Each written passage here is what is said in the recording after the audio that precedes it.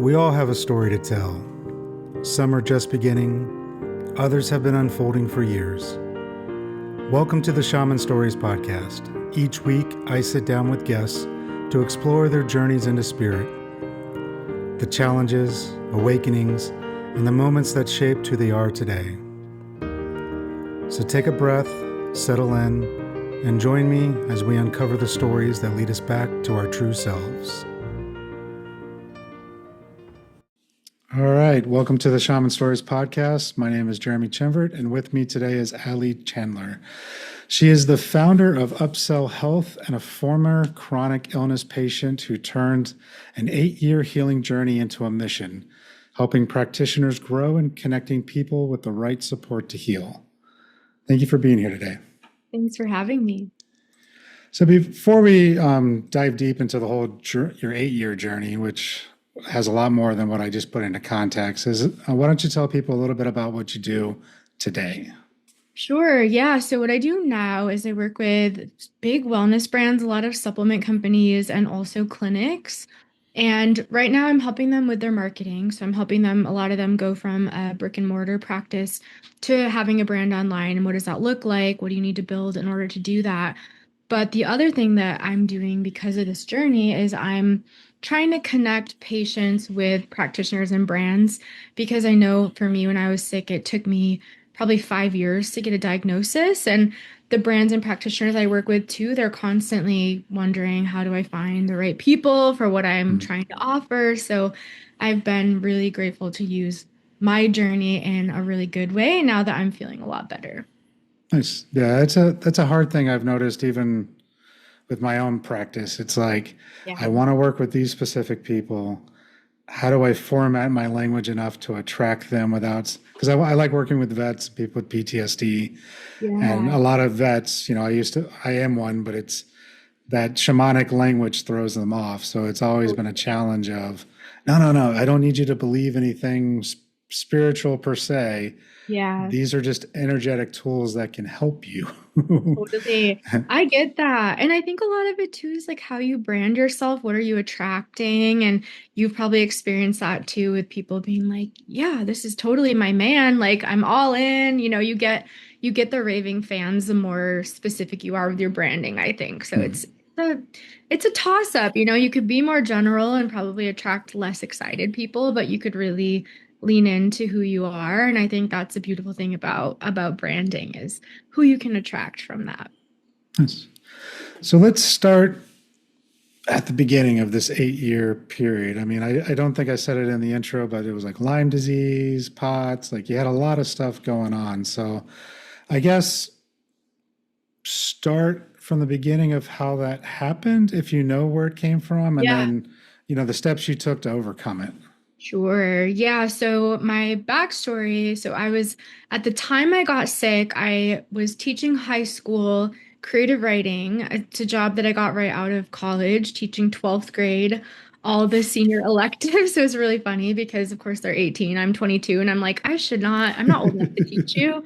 But I did it for 4 years and I just decided it wasn't really in alignment with what I wanted. I wanted more creativity and more freedom to kind of run my own business, right? I felt a little bit trapped in that. So my healing story started because I quit that job, decided to spend the whole summer backpacking in Europe with 2 girlfriends. Like we were, I think, 25, 26 at the time, and just hopping on tour buses, flying all over the place, And the moment that it all happened, I was in the Swiss Alps. We were staying in tents, like at the bottom of the Alps. It was gorgeous. And I remember one night I had gotten so many bug bites everywhere. And I'm like, okay, I've camped a lot before. I didn't really think anything of it. But when I woke up the next day, I felt like I just had something seriously wrong with my body. I was having heart palpitations. My heart was racing. I was really anxious. I had trouble thinking. I had all of these symptoms that I just had never dealt with before. And I would say one of my worst ones at the time was I felt like the ground wasn't flat under me. I felt like I was walking on a boat and my balance was really off. So, me being young and healthy my whole life, I was like, oh, I probably just have a virus, some weird, European virus that I haven't encountered in the US. Like, it's fine. So I just kept going, but yeah, it got worse every day and it got more severe. And so I ended up, long story short, I had to fly back to the US. I got hospitalized right away and they didn't really know what to do because they just kind of ran basic tests and determined that I wasn't dying right that day. And I get it. Like they're busy and they have to kind of work through those kinds of things. But they put me on really heavy antibiotics and some heavy steroids. And I crashed even more after that because my body was just like, it was too much. So, um, my plan had been after this Europe trip to fly to San Francisco and start a master's degree that I had gotten into. And I'm a very type A, like high achiever perfectionist. So I still went. I still moved to San Francisco. I had to stop at a hospital on the way there. I actually drove instead of flying because I was just a little worried about flying. But anyway, so I made it there and spent the next probably 4 to 5 years figuring out what actually was wrong with me and got my entire master's in this process. So yeah, I ended up finding out later that it was Lyme, which makes sense with, all the bites and all the symptoms always changing. And there's a whole bunch of things that happen in between, but that's kind of the summary of how it Mhm. started. And from what I'm tracking, Lyme disease isn't something that normally gets cured, correct? Right. I know one other person who had Lyme disease. He was actually my Reiki teacher, Okay. and he worked through his Lyme disease through with Reiki and some other Yeah. supplements and stuff like that. And he has a whole protocol for Lyme disease, but it's not something I guess Western medicine has figured out yet. They haven't. And I mean, typically the allopathic treatment is just a cycle of doxycycline. It's like take one antibiotic and you're fine. But I mean, I know a lot of people that have dealt with Lyme because I've been in sort of support groups on Facebook and met people that way. And for the most part, it can be really debilitating. Like there are people that are definitely unable to walk and unable to work and, dealing with ever-changing symptoms. So one of the things that Lyme you've probably heard is called the great mimicker. So it's really difficult to pinpoint because you might have symptoms that look like MS one day and then it might look like a digestive condition. And it's just kind of the spirochetes are in all of your organs and everywhere in your body. And so it can impact everything. And it really just depends on the person. So, yeah, technically, anyone that I saw that was on the more conventional side was like, I don't know what to do with you. So that's kind of how I got into the functional medicine space and doing my own research and kind of seeing, who can I work with. And of course, there's the physical protocols, the supplements, and the detox tools. But then I discovered like the energetic side of things and mindset and the sort of like EMDR, therapy, trauma, all of that. And for me, like I couldn't heal without all of those components layered on. Like I could have taken as many supplements as I could handle, and it wouldn't have gotten me better because I didn't have all of the pieces. Yeah, no, and that's one thing I stress a lot with people. It's, there's tiers to healing. It's the mind, the body, the spirit, and I used to put emotion with the body, but the more I've been looking at it, the more I do agree with everyone else that it needs to be its own tier. And so Oh, there's really yeah. those four tiers of healing that we just don't do here in the West anymore. Like we've Totally. forgotten, or we poo-poo on the energetic side and even the body side, like the somatic, even though there's so much evidence that this stuff is real and it exists. Everyone Mhm. focuses on the mind or, here's your pill to hopefully not have the symptoms anymore. Yeah, and I feel like that's the hard part is people are just wanting like tell me the protocol, tell me what supplements to take to get better. And I was like that when I started because I'd never been sick before. I was never someone who was like had to take something to feel good. I always just woke up and I felt good. And I didn't appreciate that at the time, but it really wasn't the thing that moved the needle for me. It was, when I was sick, I felt there was such a disconnect from my physical body that I was almost like I was dissociating Mhm. from my physical body. And I was like, I always tell people, it was like my soul and my spirit and my brain and my energy was like over here and then my body was here. And it was like, I don't claim this body. This is not me. It felt so like unlike what I had known myself to be, that I really struggled. And so for me, it took a lot to kind of bring back the safety into my body and measure all of those layers and what I needed to do to kind of come back to myself and have that trust again. Because I think I was feeling like it was a battle and I was so, it's me against my body and we're gonna, do all the detoxes and battle the body. And that didn't work. It really had to be this like, how do all these pieces of me and layers come together? Because I'm not just a vessel, right? I'm a soul, I'm a human, I'm a spirit, I'm all of these things. And so I think it's really hard to heal if you're only looking at physical protocols. And that's typically, conventionally what happens. You take a pill and you get sent home. But even sometimes in the functional medicine side, it's hard to find people that understand that. So I love that you share, the emotions as a separate layer and all of these pieces as separate layers, because I think that education is becoming a little bit more popular, but I think it's really necessary for people to understand that about healing. Yeah, and I think part of that is science is finally catching up with the old traditional ways, right? I mean, quantum physics is just now saying, oh no, we're actually made all of energy. We're actually not even touching the table. It's just Yes. energy particles touching itself. We're not actually touching anything. Right. And it's something we've lost over this past 126 years now. And now we're going back to it to a point where it's like, yeah, there's a place for Western medicine. I'll never stop somebody to, take that pill if that's what you need today. If that's what you need to survive in order to start doing the deeper work, do what you got to do.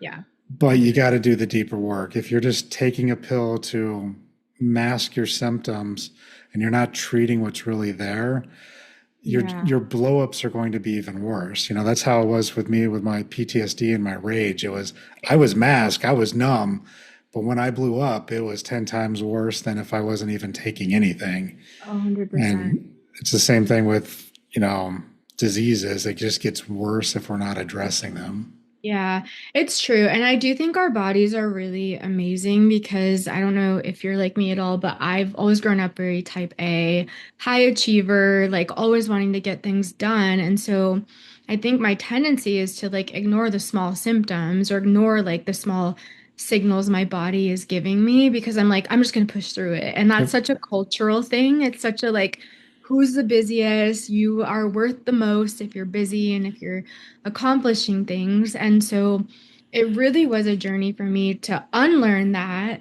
because that's the culture that I grew up in was like work the hardest, do the most and get all A's and be the best. And so I almost think it's interesting because your body is like it's knocking like gently at first and it's like, hey, like we're not happy. And you're like, no, like just push it away.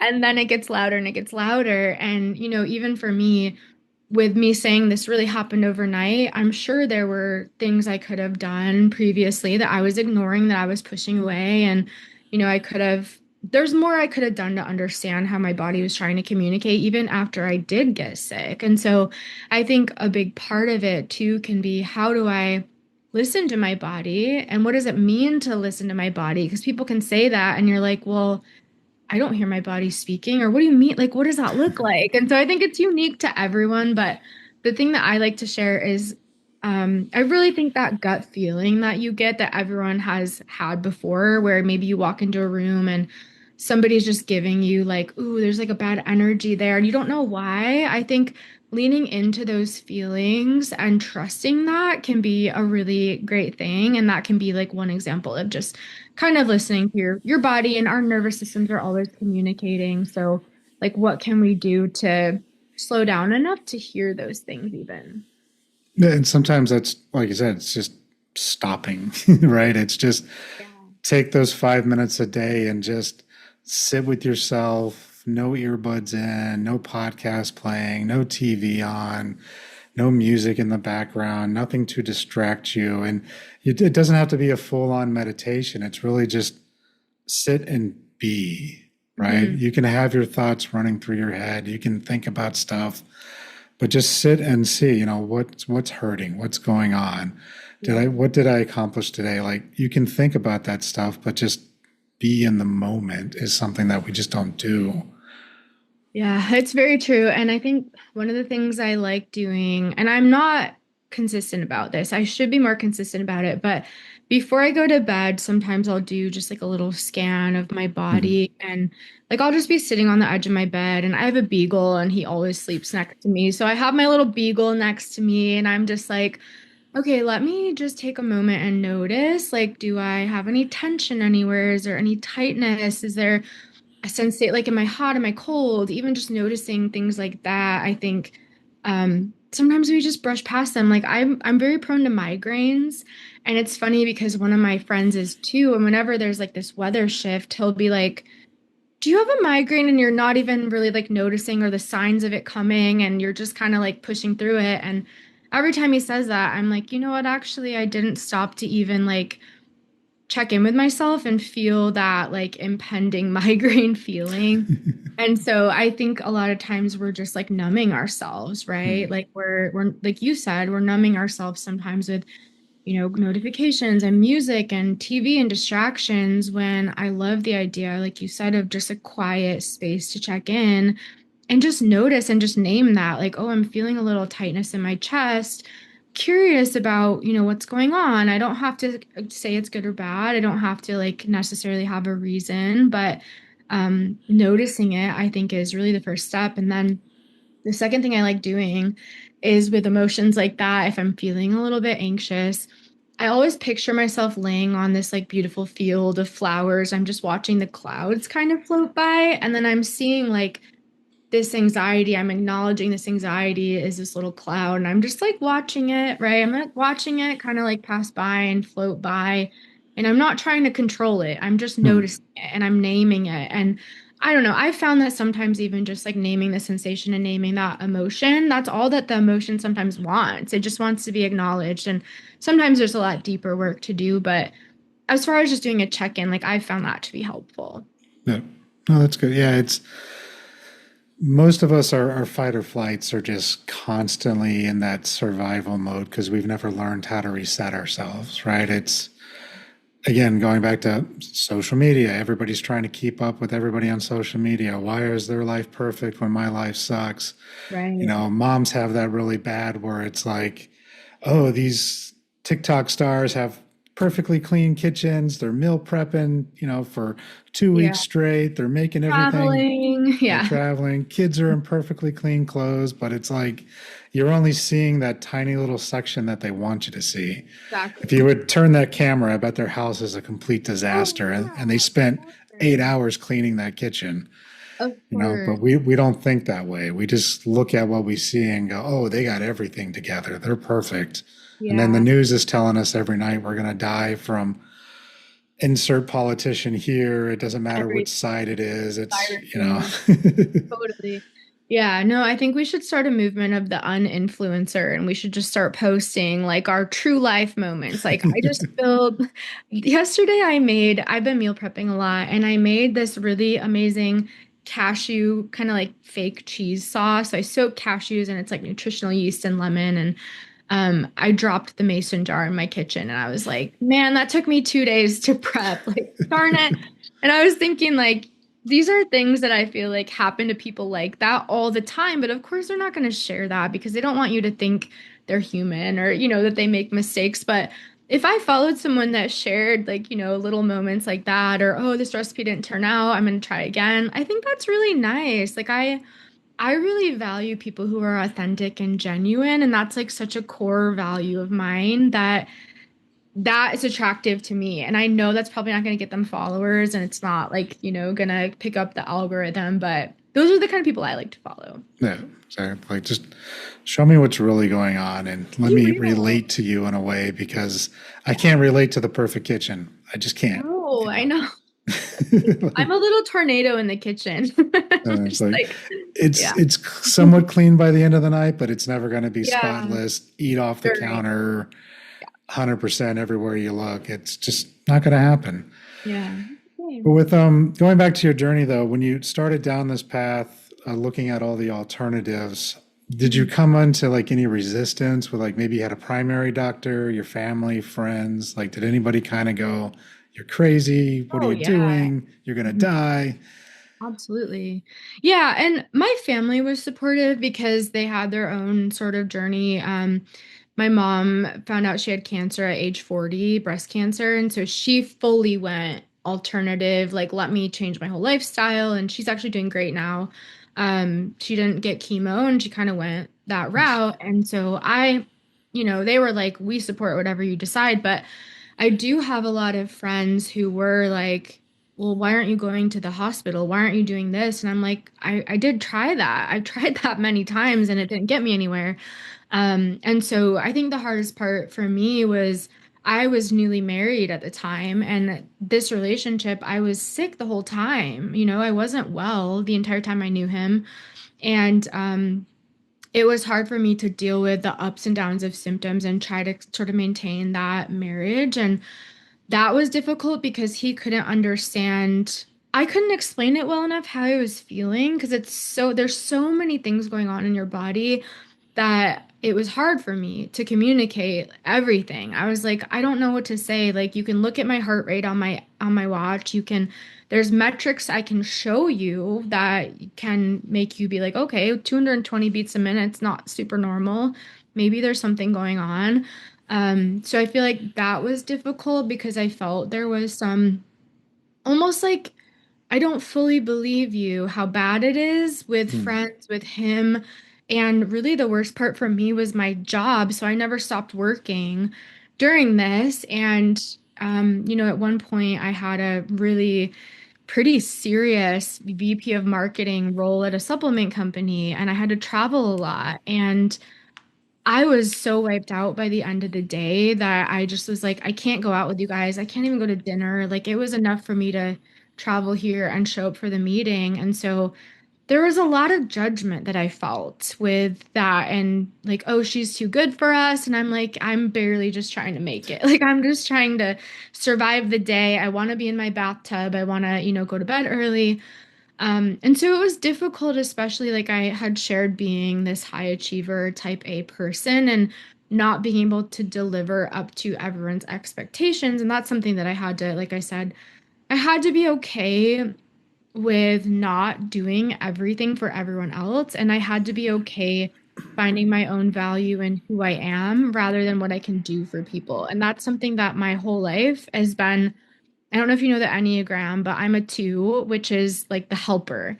And so I'm always the one that's like, let me do this for you, let me cook for you, let me take care of you for everyone in my life. And so when you're sick yourself and you can't give like that, it feels like your identity is just not, you don't exist anymore. Like you don't know what to do. So yeah, I did meet a lot of resistance. And honestly, that was probably one of the harder parts of healing was just learning where I find my identity and where I can place that outside of just things I can do for other people. Nice. Yeah, it's always hard when you're the one always taking charge and then you have to stop and allow other people to do the work for you. But I mean, that's just a good life lesson too, I think, of knowing that it doesn't have to all be on you, especially when it comes to partnerships and marriage or boyfriend, girlfriend, however you want to define it. But it's Yeah. knowing that hopefully you have someone that you can rely on and then that you're building that trust both ways. That's important. Definitely. Yeah, and I feel like it must be hard to be a caregiver and be a partner for someone who was as sick as I was. I mean, it's a big burden for him too. So I have no resentment. We did end up getting divorced because of it, but I really don't have any, ill feelings toward him and I don't have any resentment. I'm doing great now. He's doing great. Like we're living our lives on a separate path and I know how, I mean, for him, he shared that it was difficult just to see me like that and know that he couldn't really help. Yeah. He felt really helpless and he wanted to fix it, but he didn't know how to fix it because we had tried so many doctors and so many things. And I think it was just taking a toll on him that he was watching me go through all of this and he couldn't really help. So, it's difficult if you're involved in that capacity too. And even my parents, like it was heartbreaking for them. I remember calling my mom one time. We were living in black mold, and this was like later on in my healing story. And I completely crashed again. And lost 35 pounds in 6 weeks because I stopped being able to swallow. I had to have multiple throat surgeries because the mold was impacting my throat. And I called my mom one day and I was like, I'm dying. And I know that I'm dying. Like I had that like feeling of conviction inside myself that was, I'm not doing well and it's not going to like last a lot longer unless something big changes. And this was really when my marriage all fell apart, is during this time. But I moved into a hotel by myself with my puppy, my beagle that I still have. He moved in with me and we kind of just started our lives over together. And so there's so many like points of resiliency for people that are dealing with chronic conditions or even like mental health, energy, like anyone on a healing journey.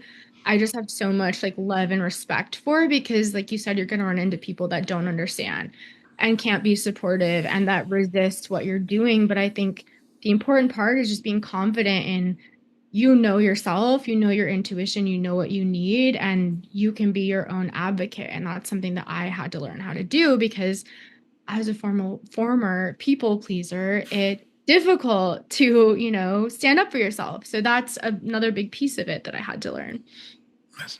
And with the black mold, I mean, besides getting out of the situation what the black mold is, was there something you had to do to help cleanse yourself better or Yeah, detox from it? a lot. Or I did so many things. So more conventionally, I did cholestyramine, which it's kind of like a little alternative mold detox. And then I did a lot of different, so I used to work for Cellcore, which is a supplement company. They had a whole mold line. I did, there's like different herbs, different detoxes, different things. Definitely getting out of it was helpful, but anything anti-inflammatory was great, like curcumin types of things, and anything that would calm my nervous system. I remember taking some like parasympathetic, I think it was called Parasyn or something like that, but just supporting my nervous system, anything that was supportive to that, any anti-inflammatory. And then we definitely did some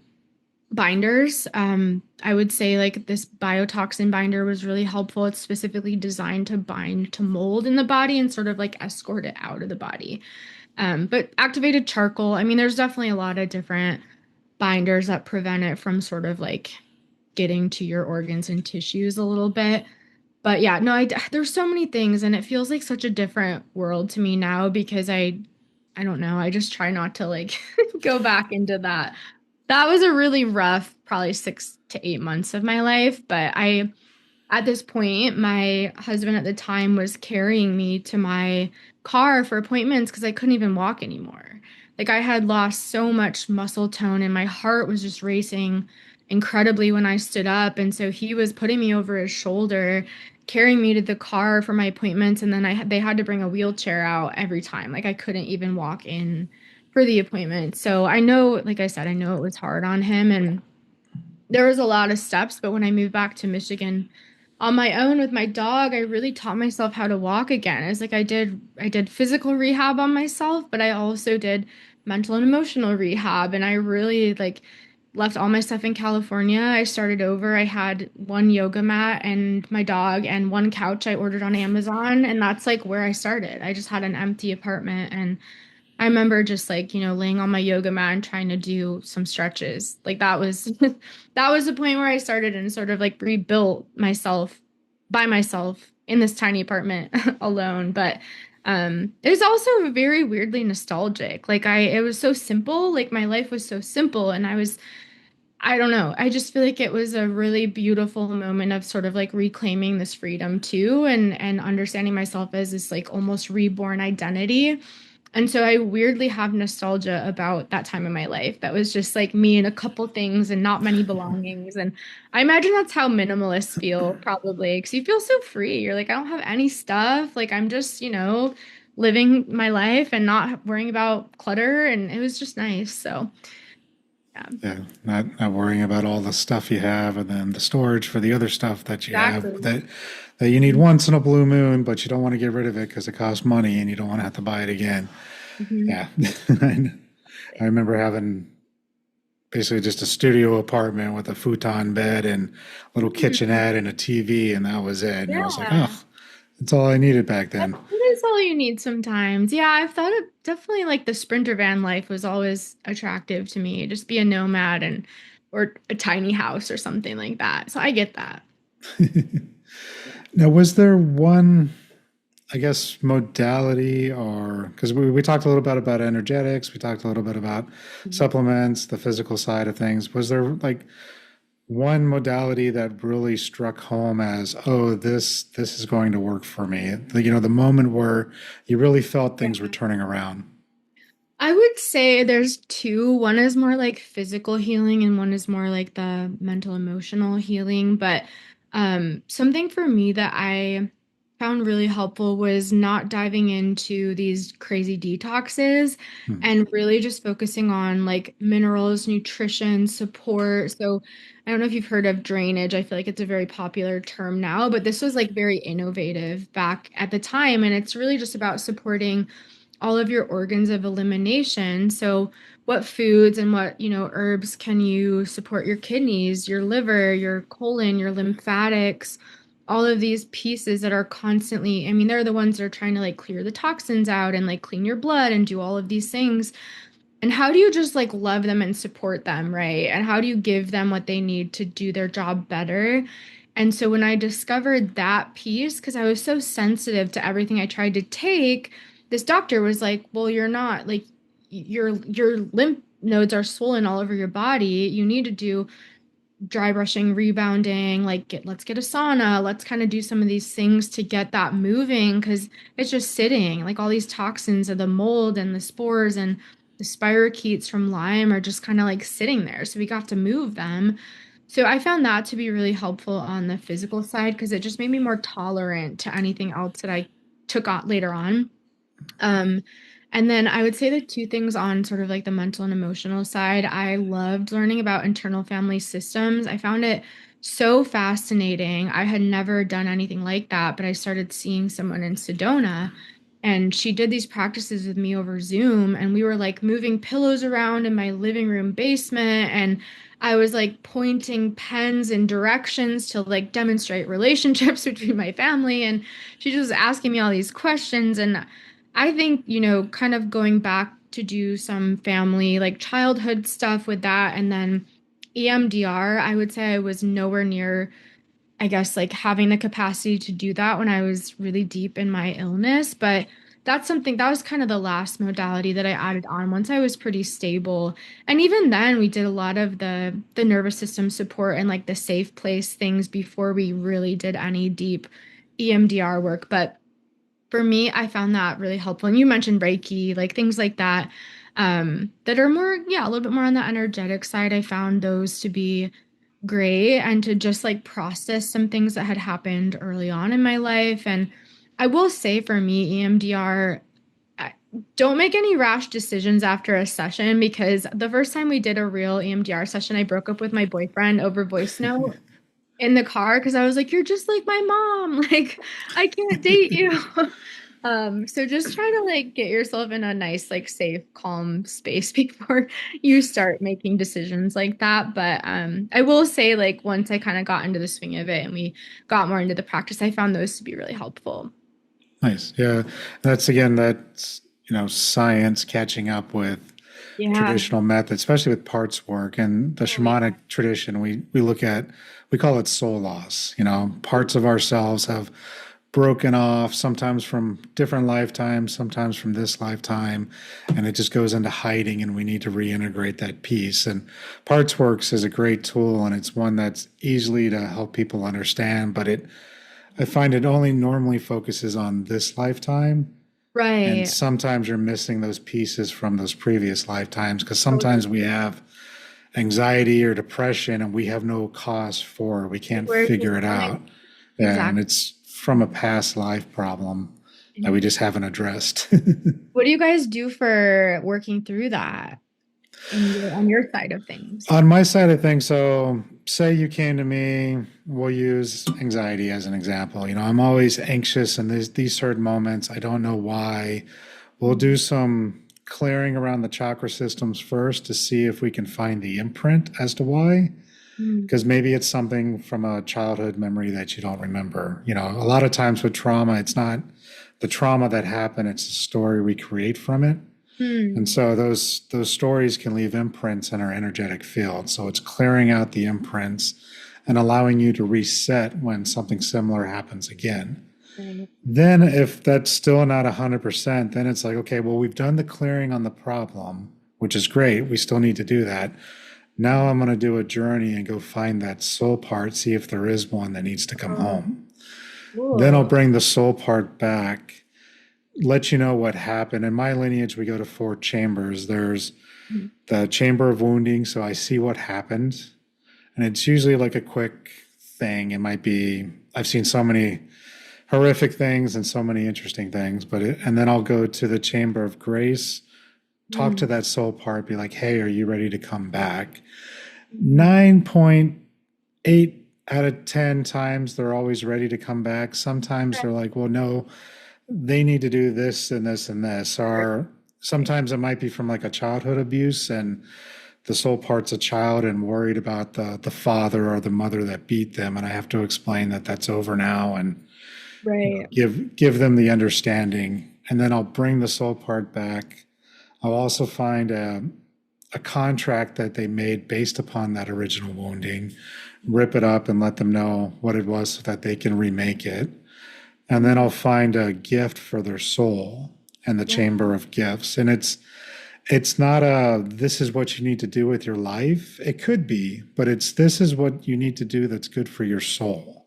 Mhm. So I've brought back dancing shoes, bouncy balls, toy cars, but I also brought back like tarot decks and shamanic rattles and balls of energy. And, it's really unique to the person. Yeah.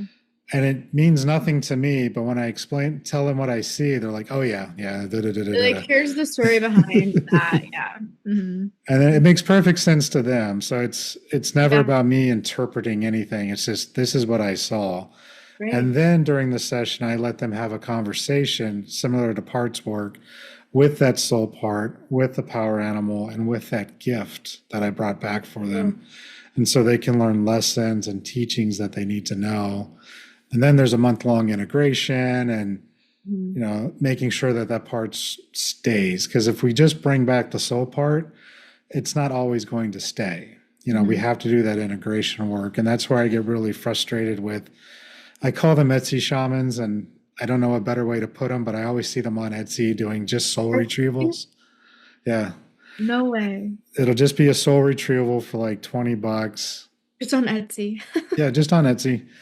And that's fine. I have no problem with them making money or doing a business. But if you're just bringing back a soul part without the integration work or the clearing, How's it gonna it's stay? not always going to stay. And then you got to do it again. Hmm. So sometimes it will. Sometimes soul parts come back on their own without you even trying. So I don't want to say that's always the case, but Yeah. without the clearing and making space for it, sometimes it just doesn't want to stay. Right. Well, that makes sense. Something to be cautious of if anyone's Yeah. looking for soul retrieval on Etsy. Yeah. And I'm sure there's other places. I noticed it one day on Etsy and I was like, really? Oh, okay. But Yeah. You wouldn't again, expect. it's Mhm. people do what they want to do. If that business model works for them, that's great. Right. Right. It's no shame in it. It's just I would be cautious on Yeah. that part. Hmm. Get it.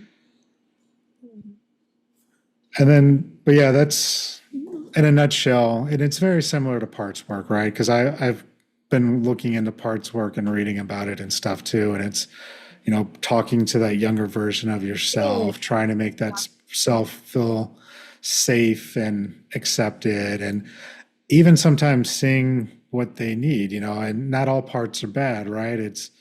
You can yeah. have a part of yourself that's angry and upset and vicious might be a little too far, but that darker part, right? And you still want to integrate that shadow part of you as well. We can't just ignore it and just say, yeah, I don't want to deal with that. I'm all love and light. There's nothing wrong with me and I'm never going to be Right. mean. Right. It doesn't work.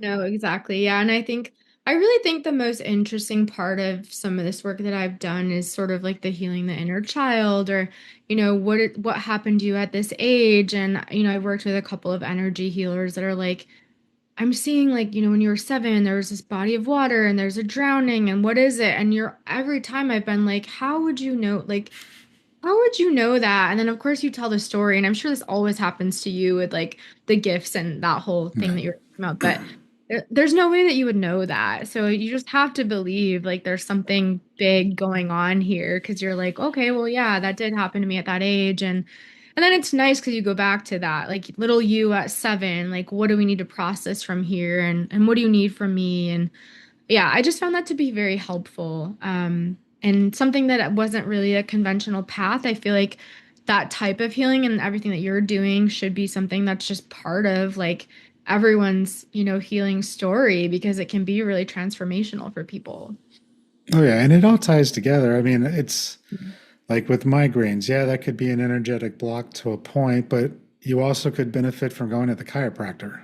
Oh yeah, for You know what I sure. mean? Because that's what helped me with my migraines. I used to get all the time. Getting adjusted on a normal basis at a chiropractor actually opened up the Oh yeah. pathways, and my migraines were less and less, right? Was it perfect? No, but it helped. You can tell a difference. And so it's, again, that goes back to those different layers, right? You know, the mind, the body, energetics, emotions.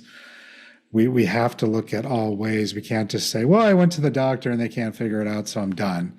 Or I went to an energy healer and he couldn't make it work, so I'm done. Yeah, It's, I'm not trying anymore. yeah, that modality just might not have been the one for you. Maybe, Yeah. again, instead of soul retrieval, you needed to just do some parts work. You know, Mhm. that's a thing too. I'll never say energy work is the end all be all. It's usually the last thing people try. Mhm. And it becomes Right. the end all be all for them because they've never tried it before and Because it they've tried works. everything Yeah. else. Yeah, makes sense. Yeah.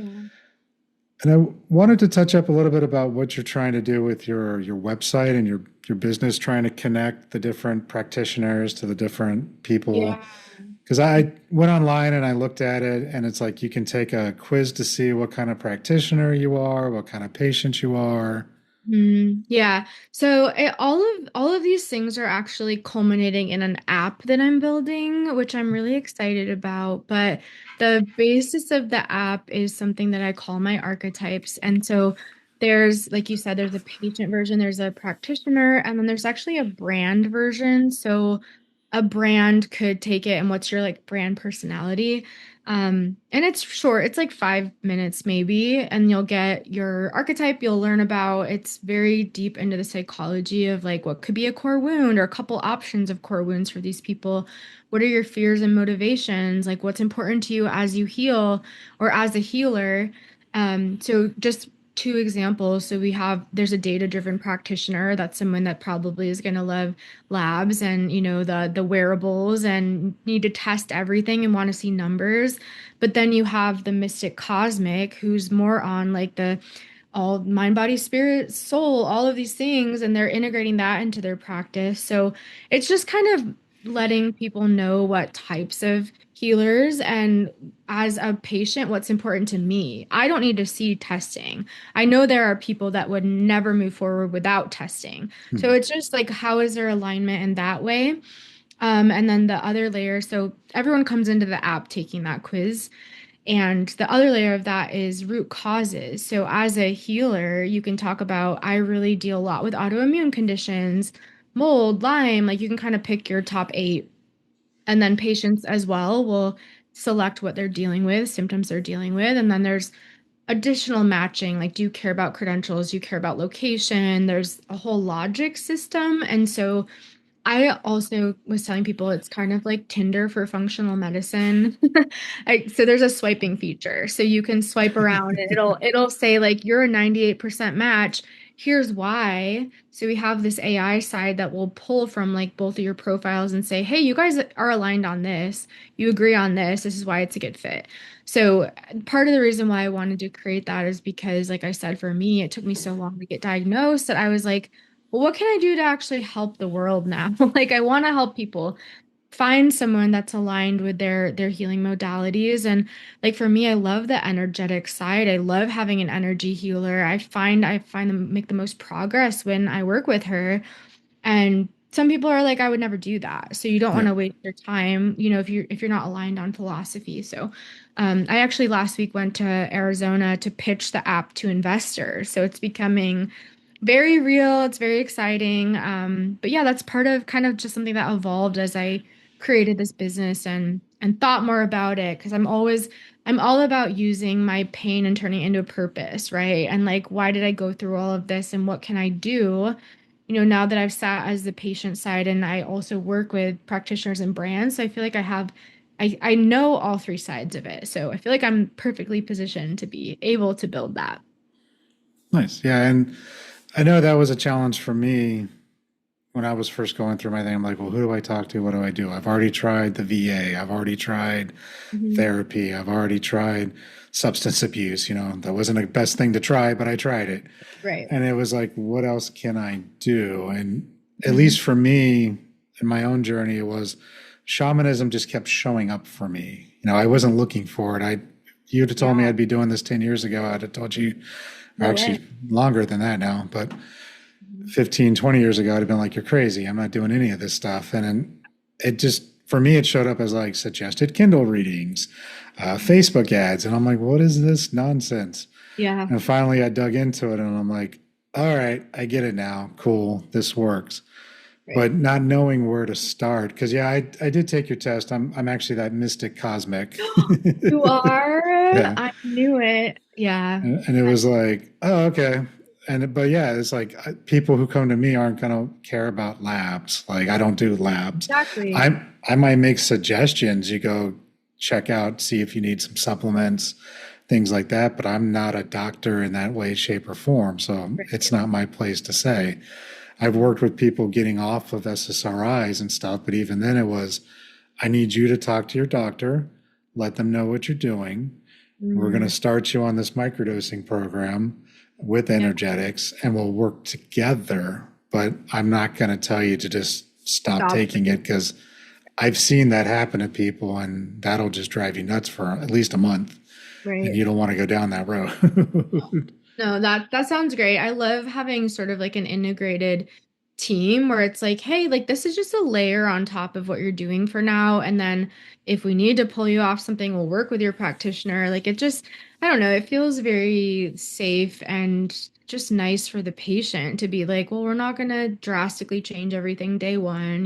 We want to create some stability and safety. So I like that a lot. And I thought you might be a mystic cosmic, which is why I was like, I'm going to throw out this example because, the data driven is kind of the opposite of that. So that makes sense. Yeah, and it's important for practitioners of any kind to realize that it doesn't have to just be about them. That's one thing I have seen in this line of work where it's like, well, no, it's my way or nothing. Nothing else will work. If you try anything else, you're going to mess up everything. And it's at least from the energetic side, we should be working with therapists. We should be Mhm. working with medical doctors. I have chiropractor friends where I'm like, hey, if you have a person who just isn't getting better, send them my way because maybe there's something blocking that area that we need to pull out. Mm, Same with therapists. I have a few therapist friends I know, and I'm like, if you have somebody that's just not getting better, let them know about me. You can send them my way. I'm not going to keep right, them. right. Let's just see if there's something else there. Because sometimes it could be Mhm. an attachment, like an entity or something that's got onto them that just needs to be cleared. Mhm. Then the therapy can progress, right? Yeah. Or, like I mentioned earlier, like a soul loss, a soul retrieval. Sometimes that needs to happen in order for them to really take hold of the therapy and Yeah. vice versa. Makes sense. Yeah. There was someone I was working with in California and she was actually it was very interesting. She would channel sometimes and she was like, I feel like you have the ability to channel and she wanted me to this was when I was at my sickest and part of me for some reason, I don't know if there's any logic to this, but I felt like I had this more openness to things like that when I was like deathly sick. And this was like, I was the worst I ever was when I was seeing her. And she sort of took me under her wing and was like, let's try. Like, let me try to teach you some things. And I was like, this is crazy. But we did do entity stuff. She did like release some of the attachments of entities because it's actually a crazy story, but she had multiple machines that she would test people on that were like energetic reading, where you put your hand on something and then you speak into a headphone and it like reads your frequency. I don't remember what they were, but I broke three of her machines. Like she turned the screen and she's like, it literally says do not proceed. Like this isn't safe for this person, or it said some error. She's like, I've never seen it before.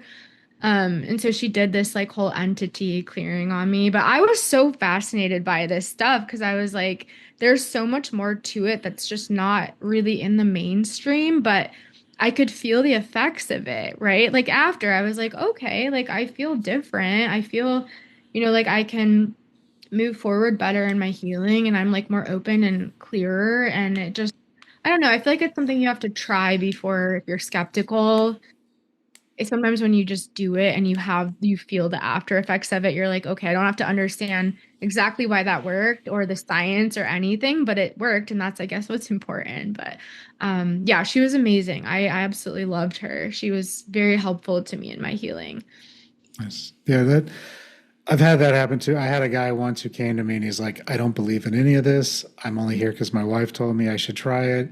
I've tried Yeah. everything else. I don't know what to do. I'm like, cool. I was like, I don't need you to believe. I just need your permission. Yeah, And then exactly. we did a session. He left. He came back a week later and he's like, I don't know what the hell you did. I feel great. Let's keep going. I'm like, cool, no Great. problem. But yeah, entities are a whole nother beast, like a whole nother level of stuff. And I put that in the energetics, but a lot Yeah. of times when people have traumas or really deep woundings, their bodies start getting sick or they're on addiction, Mhm. drugs, alcohol, their field gets weaker. And sometimes, I'm not going to say all the time, but sometimes things can come in and they'll start feeding off of your energy. They'll start feeding off of those core wounds. Mhm. And I really do think, some people who are like paranoid schizophrenics where they hear voices in their head, Right. I'm 50-50. Sometimes I think that they have attachments that they're hearing. Sometimes it's really a mental issue. And so Mhm. it's always coming at it from a place of, not being that hammer and everything's my nail. But Right. actually, like I don't use machines. I actually just scan your energy field and I'll Yeah. just check you out and see. But if the machine works for her, that's cool. I've never seen that. But that's an interesting way Yeah, of doing it is it. But cool. I'll try to look it up and I can let you know. But yeah, it was interesting. She does both, I think. Like she's okay. very intuitive too. So yeah. That's interesting. And then, yeah, entities, I mean, curses can sometimes play a part. I had a Yeah. client who was breast cancer. She was getting ready to go to hospice. I was Mm. like the last ditch effort. I started checking her out. I found this like cursed dagger around her chest, Wow. energetic dagger, and I pulled it out, got rid of it. She walked out of the hospital 2 weeks later, like That's just like full remission. She still had to make some life changes and stuff because sometimes with cancer, it's also kind of what your mom did, completely change her life, wow. get out of that current situation. A Mhm. lot of times you have to do that in order to get onto that new path. If you keep Yeah. doing healing work but not changing your core life, you're just going to get stuck Yeah. in the same patterns and it's going to keep coming back. Yeah. No, it makes sense. I feel like a lot of this type of work is okay, we can do so much for you, but then you have to do the integration work. You have to do the part that like makes it stick. And sometimes that's lifestyle. Yeah. That's an amazing story. Wow. That's a great testimonial. Yeah. No, that was when I was first learning. The, long story short, the curse ended up going on me.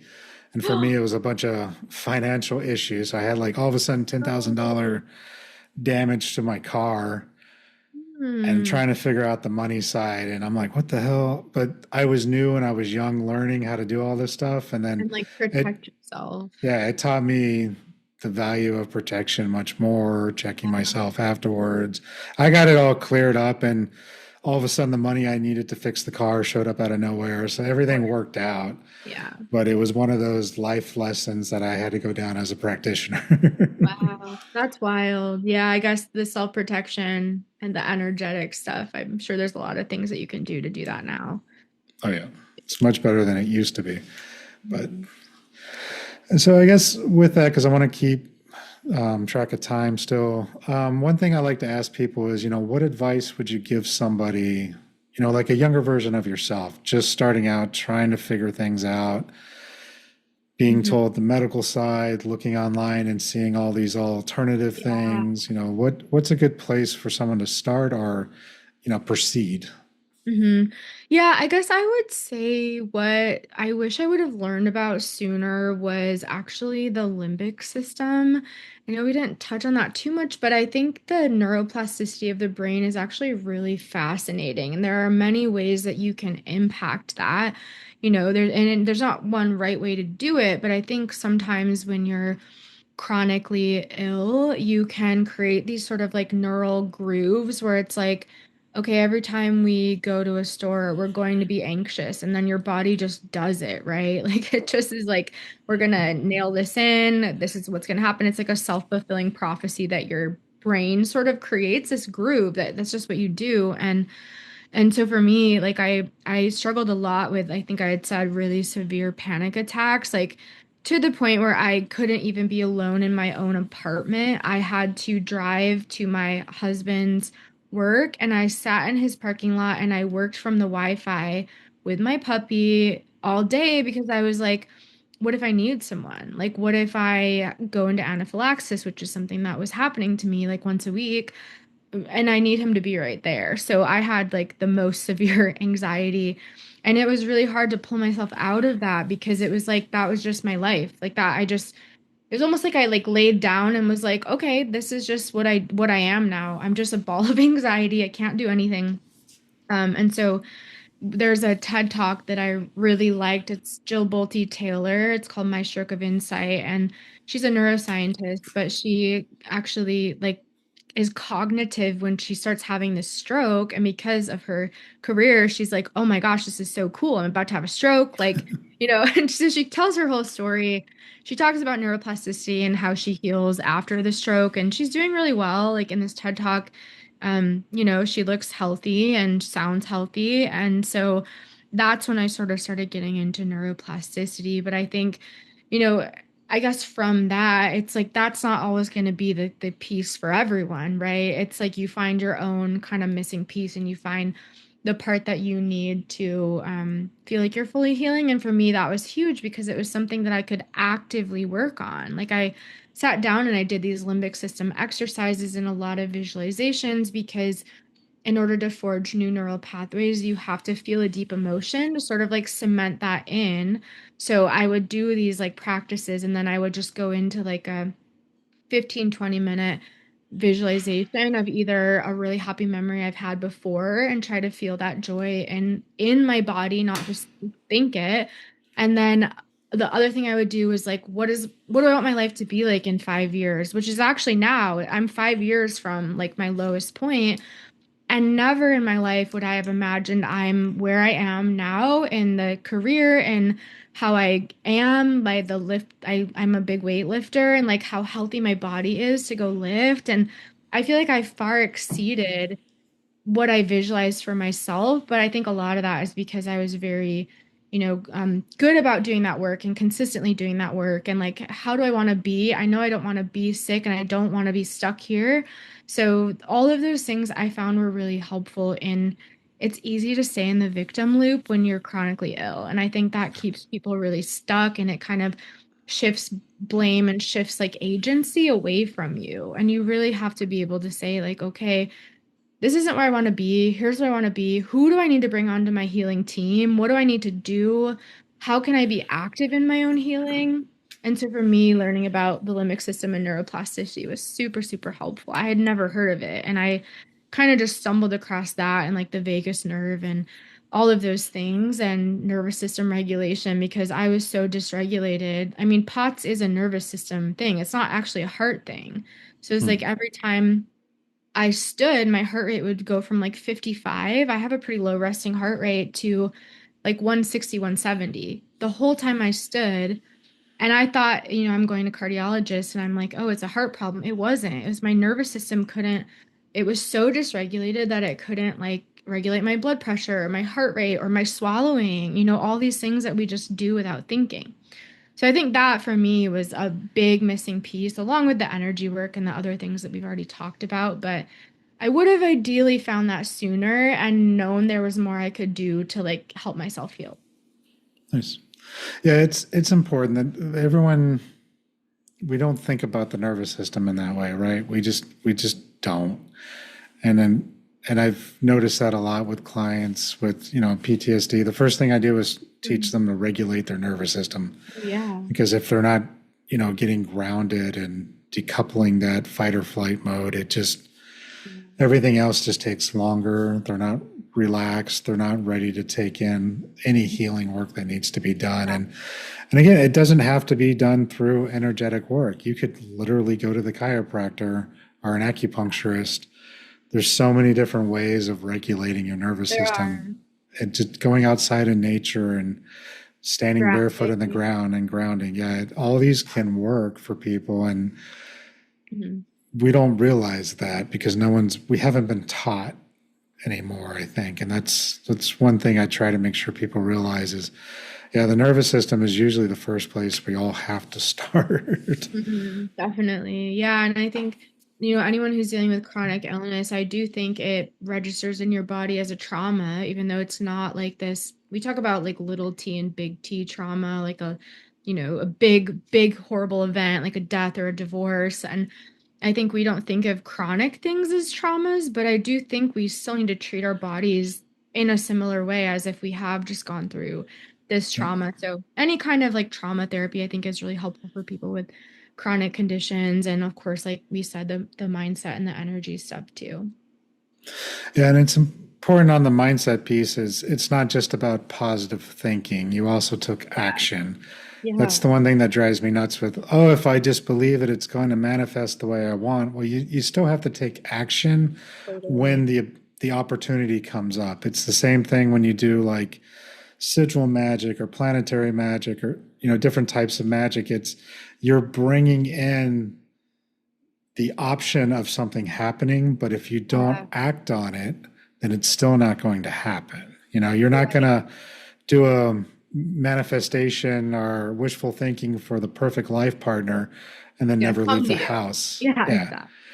If you never leave the house, maybe it'll be the Amazon driver. I mean, that's a possibility, but most likely you got to get out of the house and interact with people to have that situation happen. Yeah, I agree. It's like you open the door, but all these active practices open the door, but you still have to walk through it. Like you still have to take the action on it. Yeah. Or even your 5-year thinking. Like I was taught by a teacher, like write out where you want to be in 5 years. Yeah. Everything. I want this. I want to do that. I want this. And then once a week, do at least 1 or 2 things to get you to that point. That's smart. Like if you don't do the work, you can only read so many books on how to start a business, but at some point you got to start a business. Yeah. And I think it's scary for people just like taking that first step. But I mean, any step is better than you just sitting home. Like with your example of finding a partner, even if you go out to a park, that's something, right? And you're still like, you're grounding, you're in nature, you're doing something good for yourself and maybe your beagle. And so anything is a small step, right? It doesn't have to be like you go to speed dating and you go to this 2-hour really stressful event. You don't have to do that right away, but maybe you work your way up to something like that. If that's something you want to do, I don't know. It can just be like a small step. Yeah. And that's all it needs to be is those small incremental steps. Healing, it's going to have ups and downs. It's never going to be a linear forward motion. Sometimes you might get that magic that happens in one session, but it's going to take time, especially depending on what the issues are and how many layers it's affecting. Right. Definitely. Yeah. Cool. Well, I really appreciate your time. When do you think that app will come out for people? So probably this fall, 2026. I do have a wait list. If people want to join, it's just upsellhealth.com/app. And we have a bunch of like fun bonuses that you get, but we'll just let you know. We won't like over email you, but feel free to hop on the wait list if you want us just to give you an announcement. We're going to actually ask for beta testers probably in the next like by summer Okay. 2026 sometime. So if people want to jump in and test things out, they can. But yeah, it should be fun. I can let you know too once we have it up and going if you want to join and see if Sure. anyone matches a Mystic Cosmic. Well, that, and I'll put the link and stuff in the show notes as well for other people. If you want to go ahead and give them your other links as well, where they can find you, make Yeah, sure those are in there. yeah, I would say, I mean, the app one and then the other biggest one would just be upsellhealth.com/archetype. That's the only really other one that I think most people can go take their archetype quiz there. Again, that's totally free. The app waitlist is free. None of this costs you anything. But yeah, take your archetype, see, you'll see actually your practitioner matches if you're a patient taking it. So you'll see if you're like a wellness guide match. I mean, there's so many other archetypes in there. But we do give you some information on like what does it mean to you to heal and what do you need to look for in a practitioner. So I think those are helpful. And if you're a practitioner too, you can also hop on and take it too. Nice. Yeah. All right. Well, is there any parting advice or any parting wisdom or anything else you might have wanted to say that we didn't get to before we start wrapping it up? The only thing I always am just so happy to share is I know you guys don't probably know me, but how sick I was to how well I feel now, it's a complete 180. And so, I have pictures, which they're in my app pitch deck, but I should put them on my website somewhere of what I looked like when I was sick, because it was like I just looked awful. And there was blood pooling in my legs, and I had like cut, like just my face was red and it was swollen, it was puffy, and all of these things. And so I think, my story and being able to share it and just letting people know there's always so much hope for healing. And I know it's probably such a common theme that people bring, but having lived through it and having thought like I'm not going to live past age 28, and now I'm 39 and I feel amazing and I feel the best I felt in my life. And that's just something that like I'm such an empath and I want that for people because I feel people's pain and suffering so deeply. And that's part of why I wanted to create this app, just to help people find a way to get better, but just to kind of share that message of hope. Like no matter what you're going through, there are ways forward.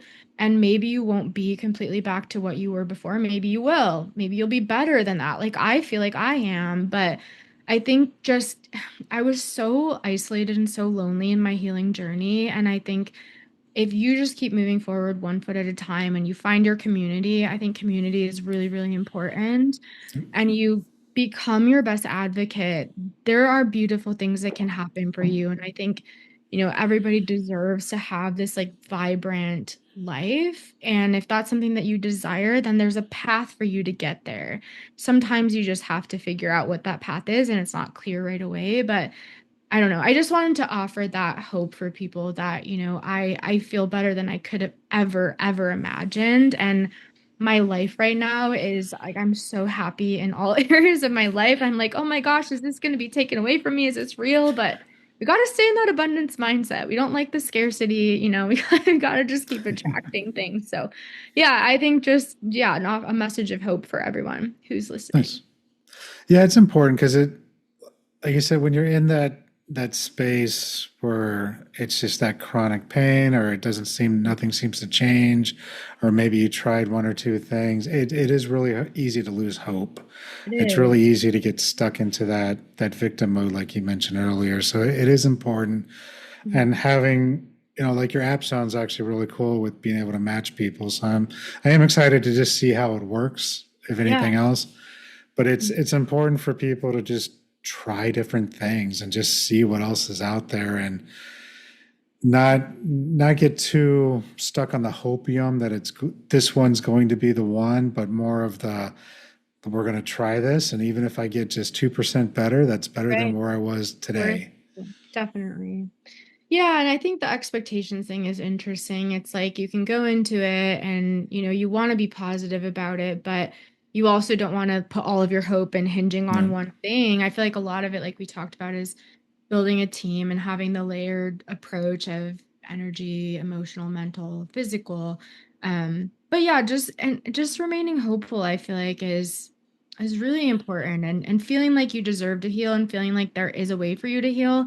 I think you really, at least for me, for many, many years, I didn't feel like I deserved it. I didn't know where that was coming from, but I really had to shift some internal beliefs with a lot of this energy work. To believe that I deserve the life I have now. This was not an easy journey. This was a very intense, very, at times very active. I had to do a lot to get here, but now that I'm here, I feel like I'm just like coasting, like I'm do maintenance stuff, but I'm just like, okay, like I put in, 5 years of really, really hard work, and now I'm just kind of enjoying the abundance and the vitality and everything like that. And of course, keeping up on the energy side and the physical side. But yeah, it feels really good. And I just want that for everyone who's listening, who's struggling with symptoms, is just to know like it is possible for you. Nice. I think that's a good spot to stop. But so yeah, thank you for coming on today. I really do enjoy your time, and thank you for being here. Thank you for having me. It was great chatting with you. Thank you for tuning in. Be sure to like, share, and subscribe. And if something our guests shared resonated with you, connect out to them. That's what these stories are here for. And if you're looking for deeper healing or support, you can always find me at pnwshamanichealing.com. See you in the next episode.